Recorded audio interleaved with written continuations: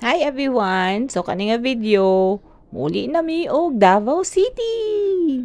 Almost 11 o'clock na ni sa morning guys and ready na mi para mo out. Last time nag-ingon ko nga dili na ko ni ma-recommend among accommodation. Actually daghan kay ni guba-guba diri guys ay di na lang ko mag-mention asa na ko ni na-book ni nga accommodation ha. Nagpa-book lang mi ani og Grab para diretso na mi airport. Nya dito na mi maniud to. Tulong kayo ay cha, kahit 10 minutes na lang. Ani ami sa Terminal 2 guys for domestic flights ni PAL. So check-in sa mi before mi mag-lunch. Boarding di mi ani sa gate 7 pero diri lang mi sa gate 1 banda kay dili kay daghang tao. Wala kay nagtapok. So diri sa mi mangaon guys, kaon mi dia og kuan kanang kabab man yata to among gikaon. Nagsuroy-suroy pa ko ani guys unya kay boarding na din nakabutang ani sa update so nagdagan-dagan na ko ana kay kuan na pasakay na di inig bus. Ang arrival na mo ani guys mga around 4 to 5 o'clock in the afternoon. So nakapwesto na si ate, nananing gamay bata diri, good mood pa siya, wala pa'y tantrums. Sa tanang flights na mo guys, murag kani ang pinaka-easy para sa ako karon. Siguro kay dagko na ang mga bata. Wala na ko'y gamayng bata nga karagahon pa. Kada yawan time di ay ni guys pag uli na mo. So excited kayo mi ani kay daghan kayo prutas. Mo jud na perminti among ginaatangan pag uli mi og Pilipinas ang mga prutas.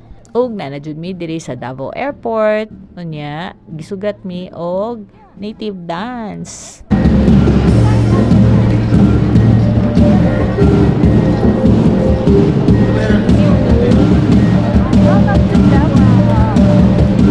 It is always great to come home guys. So nanajud mi diri and napadyoy lain ding surprise ani guys kay naka-receive kog message na nakakita sa ko sa airport and gipicturean ko send jud sa messenger, my gosh. Abi na ko ang akong stalker kanang isa sa mga dancers di picture sa ako adili ding ako ding staff na day siya diha. So mo na iyang message perti na kong katawa. Diri sa gawas guys, dili na ka pwede mag-atang kung sundo ka dito na ka sa Atbang. So kami nga sundoon, mutabok na lang mi sa Atbang na dito among tig sundo ang akong sister-in-law, akong brother dear. Nabilin pa jud akong backpack ug ang iPad sa sulod ani guys. Unannounced ni nga pag-uli na mo guys. So katong pagkakita sa akong staff sa kuha, nagsige na migtabi, nakalimot mi nga nay iPad o backpack nako nabilin dito sa chair. May gani na remember, wa pa mi ka gawas og airport jud. Ayun o!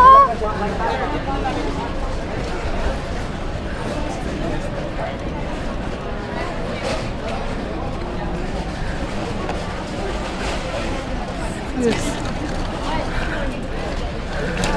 Hello! O pag uli na magbalay mo ni ang welcome starter pack. Napagdayan ng durian, mangustin, rambutan, lansones. Napaday marang ana, napaday langka. Sus ko kabalo lang mo guys unsa ni kamahal sa gawas. Napatoy time nga nabaguhan akong anak kay sa Pilipinas lagi pwede ang free taste. I-try ni ang kuha ang isa wa jud siya gipa free taste guys. Wala jud patawa didto. Everything is counted jud. Mao na suliton jud na mo every time mo uli may mangita mi og prutas nga in season. Na timingan lang jud karon nga August ang nakita na mo nga flight nga barato. Mo nang naka jackpot jud mi prutas. Nangatawa ako mga sister-in-law guys kay wa pa din abrihan ang kapihan na niyo. Mingon na siya humot daw kaayo. Lipay kay ni sila basta ang pasalubong kay kape. Pag chocolates daw dito ra daw nas mga bata pero para sa ilaha kape jud daw. Mao jud daw na ilang gusto nga pasalubong. Hindi na jud kita. Dilayo na. Yeah, dilayo kay kung doon di pa makita. Yeah. Mga ngani lang pala yun. Si gusto ka tabangan na nagsakit ka sa sa imo. Ano siya din na yan ta? Nya i-flex pud nako ni guys ang salad na paku ug ang torta na nylon ug tinola nga isda with malunggay, with emphasis talaga sa malunggay kay wala may malunggay dito, spinach lang. Nya share pud ako kung experience na stranded ko sa Rojas guys. Nilingkod na lang ko ani kay wa man koy masakyan. Nya nikaon na lang po kog isaw. nalipay pa ko. Unya hangtod diri na lang sa siguro ang akong video guys. Salamat sa pagtan-aw. Bye.